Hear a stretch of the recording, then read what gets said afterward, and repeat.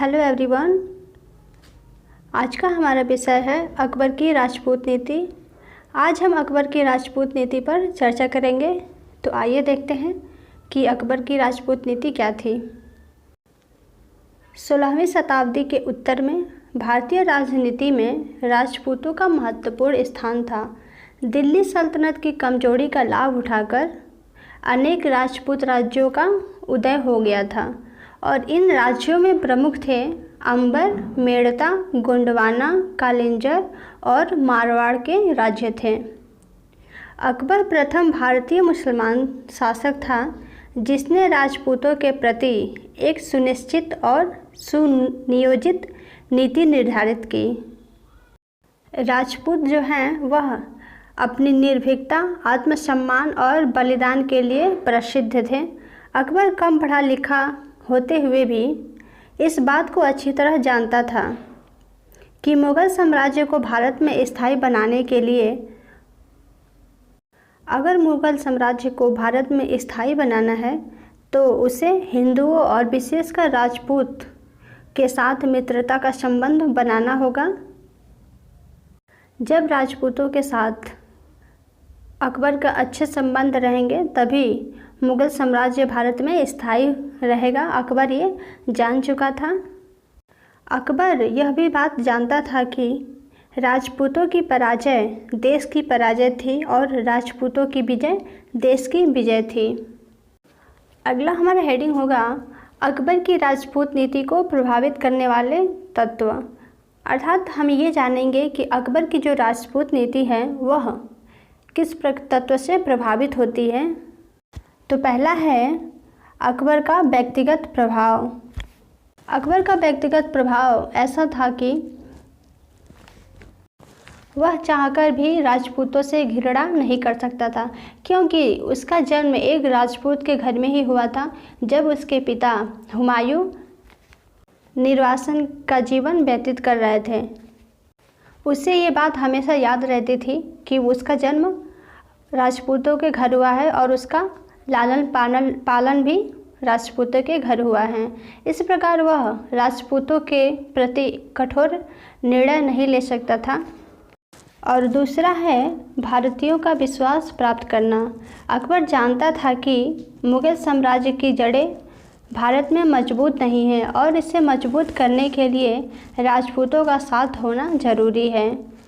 और तीसरा है राजपूतों के चारित्रिक गुणों से प्रभावित। अकबर जो है यह जानता था कि राजपूत अपने आन बान शान के लिए जाने जाते हैं और नैतिक शिक्षा उनमें उच्च कोटि की है। कभी भी वह छल से युद्ध नहीं जीतते हैं और ना ही कभी वे पीछे से वार करते हैं और इसके साथ ही वे कर्मठ और मेहनती होते हैं। चौथा नंबर है राजपूतों की भौतिक स्थिति। राजपूत राजस्थान में थे और यह जो राजस्थान है वह दिल्ली और आगरा के बीच में स्थित था और इसी कारण वह राजपूतों से दुश्मनी नहीं ले सकता था अपने साम्राज्य की सुरक्षा की दृष्टि से।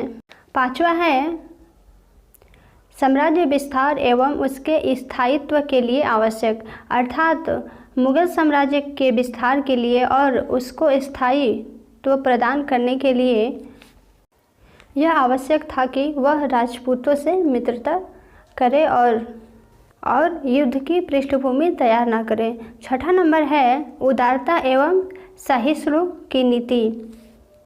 धार्मिक रूप से अकबर उदार व्यक्ति था, इसलिए उसने मैत्रीता की नीति अपनाई। अगला हमारा हेडिंग है अकबर की राजपूत नीति का स्वरूप।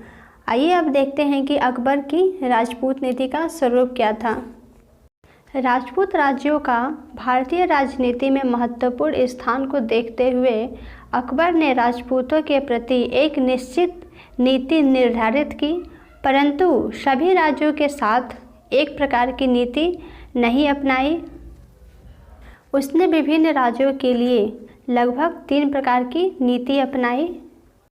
पहली श्रेणी में वे राज्य आते थे जो आसानी से अकबर की अधीनता को स्वीकार कर लेते थे और उनके साथ वैवाहिक संबंध स्थापित कर लिए थे। और उन्हें प्रशासन में उच्च पद भी प्रदान किए गए थे।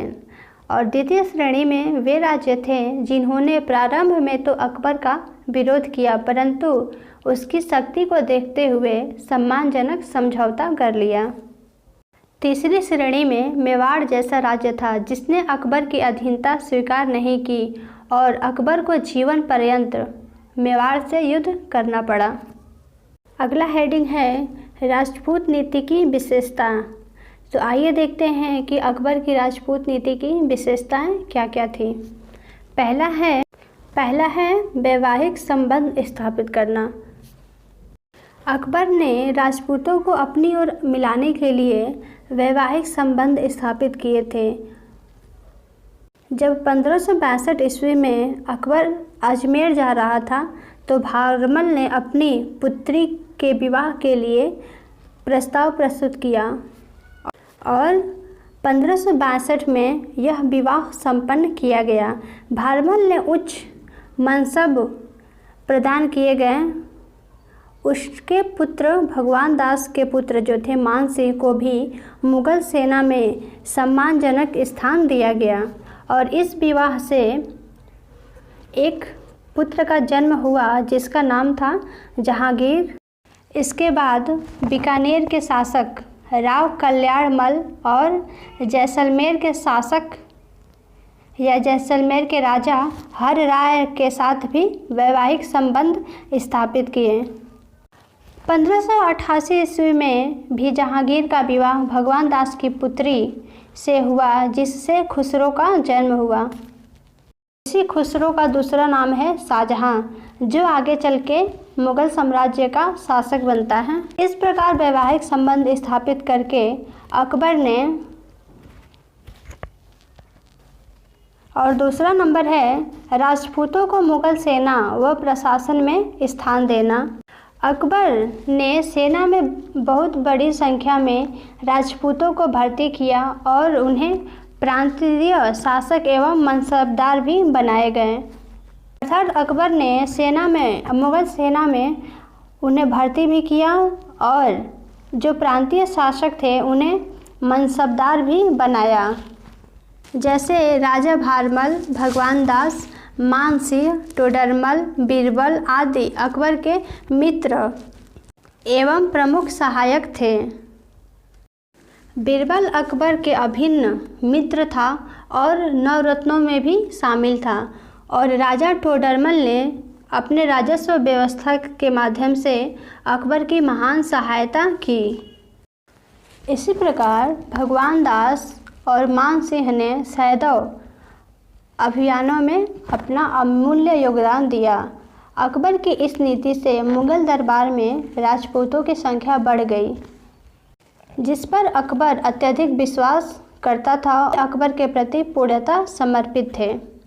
अगला नंबर है धार्मिक स्वतंत्रता। राजपूतों के निकट संबंध स्थापित करने तथा अपनी राजपूत स्त्री के प्रभाव में आने से अकबर ने हिंदुओं को धार्मिक स्वतंत्रता प्रदान की। अकबर 1563 ईस्वी में तीर्थ यात्रा कर को समाप्त कर दिया और 1564 ईस्वी में जजिया कर को भी समाप्त कर दिया। अकबर स्वयं भी हिंदुओं का त्यौहार जैसे कि दशहरा, दीपावली और होली को मनाना प्रारंभ कर दिया था। अकबर ने स्वयं माथे पर तिलक लगाना भी प्रारंभ कर दिया था। इसके अलावा भी अकबर ने रामायण और महाभारत जो कि हिंदुओं के प्रमुख ग्रंथ हैं इसका फारसी में अनुवाद करवाया और हिंदू के जो मुकदमे होते थे इनकी सुनवाई के लिए हिंदू न्यायाधीशों की व्यवस्था की।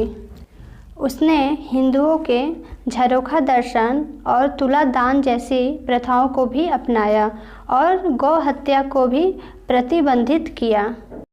अकबर के इन कार्यों से विशेषकर हिंदू और राजपूत अपना हमदर्द और शुभचिंतक समझने लगे थे। अगला चौथा नंबर है सामाजिक सुधारों के प्रयास।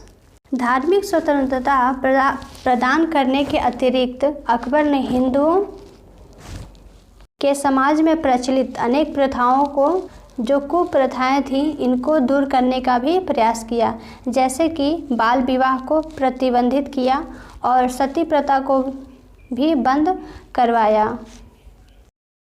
और विधवाओं की भी दशा सुधारने की कोशिश की। अकबर ने पशु बलि को भी रोकना और अंतर्जातीय विवाहों को भी प्रोत्साहन दिया और इसके अलावा भी अकबर ने समाज में उपस्थित छुआछूत की प्रथा को भी समाप्त करने का प्रयास किया। अकबर ने 1562 में एक आदेश के द्वारा युद्धों में पकड़े गए गुलाम बनाकर रखे जाने की प्रथा को भी समाप्त कर दिया। अकबर के इन सब कार्यों के पीछे उसका मकसद था हिंदुओं का विश्वास प्राप्त करना। अगला चौथा नंबर है विरोधी राजपूतों के प्रति आक्रामक नीति। जिन राजपूत राजाओं ने अकबर की अधीनता स्वीकार नहीं की, जैसे कि मेवाड़ ने अकबर की अधीनता स्वीकार नहीं की, अतः 1562 में उस पर आक्रमण किया गया और उसके राज्य को मुगल राज्य में मिला लिया गया। अकबर ने रणथंभौर, कलिंजर तथा गोलकुंडा पर सैनिक शक्ति के बल पर विजय प्राप्त की।